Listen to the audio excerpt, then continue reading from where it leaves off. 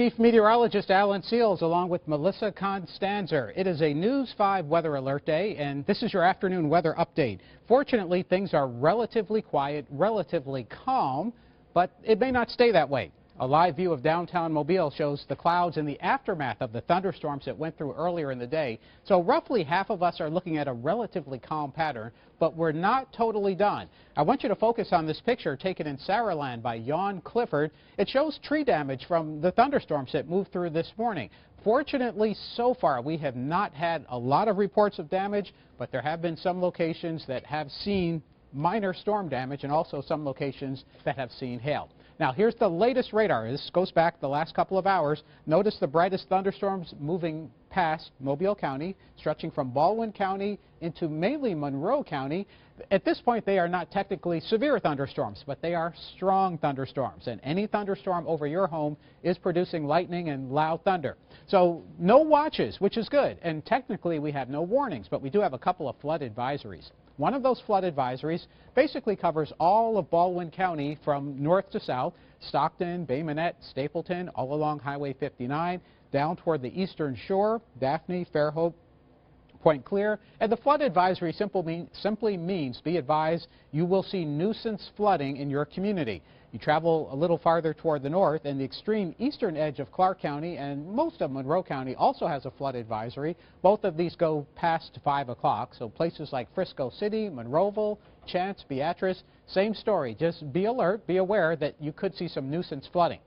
So I mentioned the storm damage and storm reports. Well, the icons that you'll see across Washington and Monroe County, those represent mainly hail, reports of hail. Some of it a size of a quarter, but it was earlier today, this morning, as the thunderstorms were coming in from Mississippi, that we were looking at them really carefully. Here's the reason why. Wind damage in Gulfport at Centennial Park. Water spouts are reported anywhere from Biloxi northward toward Back Bay, Biloxi Back Bay, then a funnel cloud north of the bay, and then a tornado. And Melissa Constanzer, if you would go ahead and give the viewers a little information on that particular icon. That was at 11:30 this morning. Jackson County line, trees were blown down, likely a tornado. There was a water spout spotted, a funnel cloud, and then damage. So the odds are it was a tornado, but in either case, it could have been straight line wind. Wind is wind. Now, let's show you where these storms are going. Notice, strong thunderstorms from Chance to Wainwright, Frisco City to Uri or Uriah. They extend southward toward Huxford. And Melissa, you can go ahead and put a line on this and progress them forward. Again, you're going to get some downpours, and notice lots of orange in there. That means heavy rain, and that's part of the reason why you have a flood advisory there. So in Burnt Corn, you're about 10 minutes away from starting to get those downpours. You have light rain right now. Bellevue in about 15 minutes, and then Bruton in about 30 minutes. So you may see a little hail from these. Again, if you can get your vehicle inside under a carport, that'll help to protect it a little bit more. So that same line of thunderstorms going southward into Baldwin County, places like Atmore down toward Bay Minette and Loxley, those will eventually cross the Perdido River and then into the eastern portion of Escambia County, Alabama. In the next 10 minutes or so, Molino, McDavid, Florida. 15 minutes or so in Century, followed by Brownsdale and Jay, Florida. So you all, again, that's on the way. Now, South Baldwin County, already crossing Highway 59. Same story, ordinary showers and thunderstorms. If you're in Lillian, if you are in Perdido Key, you're looking to the west, and you're noticing some really dark clouds. That's the leading edge of those showers and thunderstorms.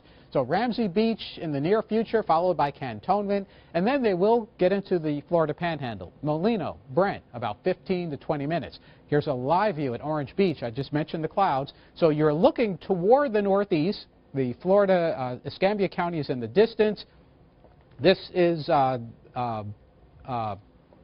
back...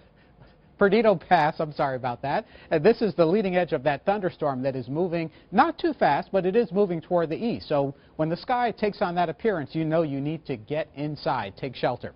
Currently 73 degrees there, a southeast wind at 3, but once that thunderstorm hits, those winds are going to pick up and turn in many different directions. So as we move through this afternoon, keep in mind it's a weather alert day, meaning be alert. Our highest risk is basically for straight line wind from severe thunderstorms. That's followed by the possibility of hail, the size of a dime, maybe a nickel, the size of a quarter, and then a small possibility for seeing an isolated tornado.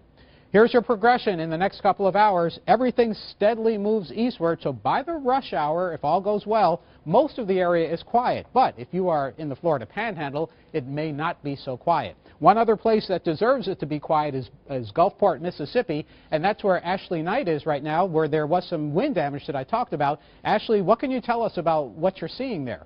Dude, this is not my lens. Hey, Alan, I'm out here. We're just trying to clean the lens right now. We're getting raindrops on it. It's raining over here in Biloxi. And actually, tell you what, when we were driving over here, we were driving through really the worst of it as the line of storms was coming, and we passed through it right outside Pascagoula, and it was at that point, it was just really hard rain coming through. So it wasn't too bad as we were driving through it, but once we got over here, it was blue sky, just a little bit of rain. The first place we went to was Centennial Plaza over on Beach Boulevard in Gulfport. Actually, I'm not sure if we can roll that video right now. We found a car that a truss had actually fallen on top of, and it created some hood damage. They were there. Crews were setting up for some kind of event this weekend. It's the state's 200th anniversary, 200th birthday, so they're getting ready for that celebration this weekend. And when the storms came through, all the people went inside a building to take shelter. And of course, they had built these big trusses to carry the banners and to, hold all the flags and everything. And that's what caught the wind. And there were very strong winds coming through. It toppled the truss over onto a car, creating hood damage. It cracked the windshield just a little bit. Luckily, nobody was outside when this happened. Nobody was inside the car when it happened. Like I said, everyone was inside dodging the bad weather. I talked to someone with the county there. They said they got a reading of a 38-mile-an-hour gust over there at the courthouse in Gulfport, which was pretty significant. I mean, if you're standing outside and all of a sudden you get a 38-mile-an-hour gust, you may not be on your feet for very much longer. It's a pretty intense winds that were over here, is what we're hearing. So we drove over here. We also heard there might be damage near the new junior high school that they're building over here in Biloxi. So we drove over here. We've been driving around. We haven't seen too much damage other than just things blown around. But we did talk to one student who came over just moments ago, and he said that he saw some kind of, he thought it was a tornado, but from the sounds of it, it may have just been kind of like a funnel, something, I'm sure Alan can tell you much more about that, but it was just kind of like something coming down and whipping everything around really quickly, just kind of dispersing a lot of the debris here, throwing stuff out. He said there was stuff all in the trees out here. We're right across from quite a big field area, so he's saying that things are definitely in the trees over there. So definitely a lot of wind damage over here, not wind damage, but a lot of wind gusts over here, just kind of throwing everything around. Not much to tell right now. It's just kind of raining right now as we speak, and it is a full 10 degrees cooler than what it was in Mobile when we left earlier this afternoon. It's gotten pretty cold, and I'm wondering if that is why it wasn't much more severe, because hot air, warm weather tends to create worse storms, as from what I'm told from the Great Island Seals, but the colder it is, the less severe it can be. A few miles here, I told you about the 38-mile-an-hour wind gust, and pretty much that is all. We've just kind of been talking to a few people who have stopped by to say hi as we're setting up here, and pretty much everyone says it was just the wind. That's basically the big story here in Biloxi, just the wind, and we're still going to drive around and try to see if we can find some more damage, but right now, that's the story in Biloxi. So, Alan, back to you. Well, thank you for the report and the meteorology. And yes, it is much cooler in Biloxi and even much cooler here at News 5, which is a good thing. It's that air that came in behind the active morning weather. So, yes, less likely to be active. So, once again, just to summarize, Gulfport to Biloxi, funnel clouds this morning, likely touching down as a tornado, producing damage, but in either case, it was wind damage. Same thing back into Gulfport, Mississippi. Now, let's go down the coast, back toward Orange Beach. It is always ominous when you see a thunderstorm coming toward you, and these are not moving particularly fast, which means you have time to see it, maybe snap a picture, and then get inside. And by the way, if you take a picture to send to us, don't take it like this. Take it sideways, because that's the way your eye sees the view. So looking again eastward, that's the leading edge of the thunderstorms. You'll get the gusty wind, light rain now. That will be followed by lightning, and also followed by temperatures falling, still in the mid-70s at Orange Beach. As long as it stays warm, we'll continue to see more thunderstorms developing. And as you look across Battleship Memorial Park toward the north, clouds nice and flat, which is good. You don't want the clouds to be bubbling up and down, but still raindrops, which we will see. And keep in mind, if you're heading out this evening, turn the lights on so that you can better be seen, even if it's raining lightly. That's a state law. So that's the view looking northward across Mobile County. Again, flat clouds, higher clouds, which tells you that things are calm, at least for now. They should stay that way in Mobile County. So we'll go a few more minutes just to kind of get you updated to what's going on. It is still a News 5 weather alert day, meaning we are taking extra care of watching what's going on downtown Mobile. Light rain, no big issues. Earlier in Saraland, some wind damage. Picture submitted by Yawn Clifford. Also, when you submit pictures, if you'd like, put your full name so we can give you credit instead of your screen name. Here's the latest radar. So Gulfport, Biloxi, you've got light rain, some moderate showers coming back. Notice that break for most of Mobile County. But if you're in Code Inn, Biola Battery, you've got more steady rain coming in from the Gulf. It's the bright colors, which typically are the thunderstorms. So what you have from Monroe County southward into Baldwin County is a line of thunderstorms that's producing enough rain. And given that it's moving slow enough, it's producing some nuisance flooding. So there is a flood advisory for virtually all of central Baldwin County. That goes until 5:30. And then in western Monroe County, eastern Clark County, same story, a flood advisory until about 5:45 this evening. Here's some new information.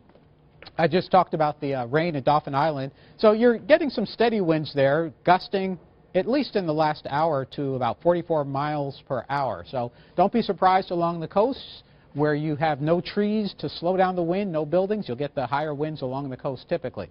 So latest radar, again, Monroe County, notice this hasn't moved a whole lot from what we had looked at just a little while ago. So given the way it's moving slowly to the east, obviously Beatrice, you're starting to get the downpours now. Burnt Corn gets them in about 4 minutes. Bermuda, even shorter than that, and then followed by Bellevue and James Mill in about 15 to 20 minutes. Rain, thunderstorms, slow moving. I don't expect to see much in the way of wind. I don't expect to see any large hail. You might get some teeny tiny hail. And same story from Huxford through Atmore southward along the Perdido River into Baldwin County. So that particular area is moving toward Gandyville in about 11 minutes, Flomaton in about 15 minutes, and then Molino 15, 17 minutes, and then eventually into Century. And then for Baldwin County, notice the eastern shore, you are quieter, even though you still have the flood advisory. The stronger thunderstorms along Highway 59 back down toward Gulf Shores, Perdido Pass, those are all moving eastward toward Lillian in the next 4 to 5 to 6 minutes. Perdido Bay, same story, Cantonment, and then into Molino and Myrtle Grove, 20 minutes or so. We are not looking at severe thunderstorms, but we are looking at thunderstorms that will still be strong. They will cause some inconvenience if you're on the roadway, so just stay alert as we move through this afternoon going into the evening. Still our highest risk, potentially straight line wind. We project forward to about 5 o'clock during the sort of peak of the rush hour, and you'll notice the most active weather across the Panhandle, Pensacola Bay, East Bay, up through Okaloosa and Santa Rosa counties. So it will be on the way out in terms of thunderstorms, and once it kind of eases out, 7, 8 o'clock this evening, we may still see some light showers lingering. It is also possible to see a couple more thunderstorms redeveloping this evening in the Florida Panhandle. Those are not likely to be strong. They are not likely to be severe. So give you a quick extended outlook, and then we'll take a break here. As you know, today, rain, thunder, most of the area. Temperatures tomorrow go up because we get sunshine, and pretty good sunshine. And as we transition into the new month, and you'll have to excuse me here, the days just shifted by 1, but the message is as we get into early next week, that's when we'll start to see some wet weather. So here's a preview of tonight's forecast for the CW55, and of course, you've been watching News 5 extended streaming coverage. I'm Chief Meteorologist Alan Seals along with Melissa Constanzer. If we do have any more warnings, we'll interrupt the television on News 5. So join us then. Stay safe this afternoon.